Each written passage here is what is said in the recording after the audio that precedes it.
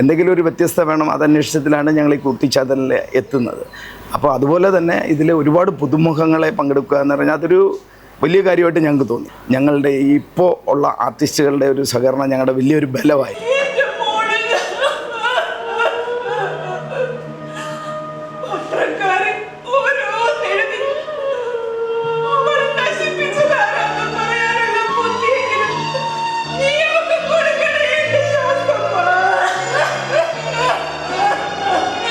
അടിച്ചമർത്തൽ എവിടെ ഉണ്ടാകുന്നോ അതിനെതിരെ പ്രതികരിക്കുന്ന ഒരു ദൈവമായിട്ടാണ് കുട്ടിച്ചാത്തനെ നമ്മൾ കാണുന്നത്. അതുകൊണ്ട് തന്നെ ഈ നാടകത്തിന് എവിടെയെല്ലാം അടിച്ചമർത്തലുകൾ ഉണ്ടാകുന്നു അവിടെയെല്ലാം ഈ നാടകത്തിന് പ്രസക്തിയുണ്ട്. അടിച്ചമർത്തപ്പെട്ടവന്റെ ദൈവമാണ്, ധ്വാനിക്കുന്നവന്റെയും ഭാരം ചുമക്കുന്നവന്റെയും അഭയ കേന്ദ്രമാണ്. കരഞ്ഞു പറയുക, മനസ്സുരുക്കി സങ്കടം ഉണർത്തിക്കുക.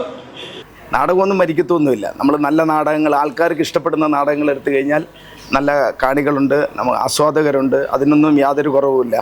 അപ്പോൾ ഞങ്ങൾക്ക് അങ്ങനെയുള്ള ബോംബെ നാടകം മരിച്ചു അല്ലെങ്കിൽ അങ്ങനെ പോയി ഇങ്ങനെ പോയി അങ്ങനെയുള്ള പ്രശ്നങ്ങളൊന്നും വന്നിട്ടില്ല. ഞങ്ങൾ എടുത്ത നാടകങ്ങളെല്ലാം ജനങ്ങൾ സ്വീകരിക്കുന്ന നാടകങ്ങളാണ് ഞങ്ങൾ എടുത്തിരിക്കുന്നത്.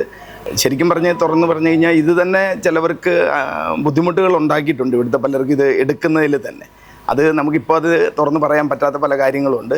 അത് ചിലപ്പോൾ ഞങ്ങൾ വേറൊരു വേദിയിൽ ചിലപ്പോൾ ഞങ്ങൾക്ക് പറയേണ്ടതായിട്ട് വരും. പക്ഷേ ഇത് ഇവിടുത്തുള്ള എന്താ പറയുക, ആൾക്കാരുടെ പറയും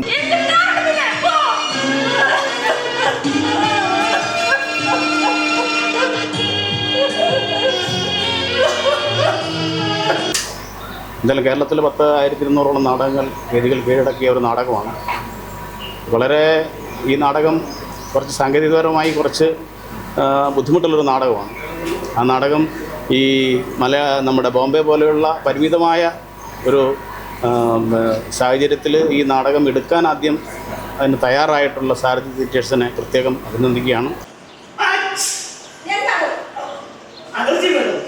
നാടകത്തെ നല്ല രീതിയിൽ കാണുന്ന എന്ന് പറയുക സാങ്കേതികപരമായി വളരെയധികം കഷ്ടപ്പെടുന്ന ഒരു സ്ഥലമാണ് ബോംബെ എന്ന് പറഞ്ഞാൽ. പക്ഷെ നല്ല ആർട്ടിസ്റ്റുകളുണ്ട് ബോംബെയിൽ.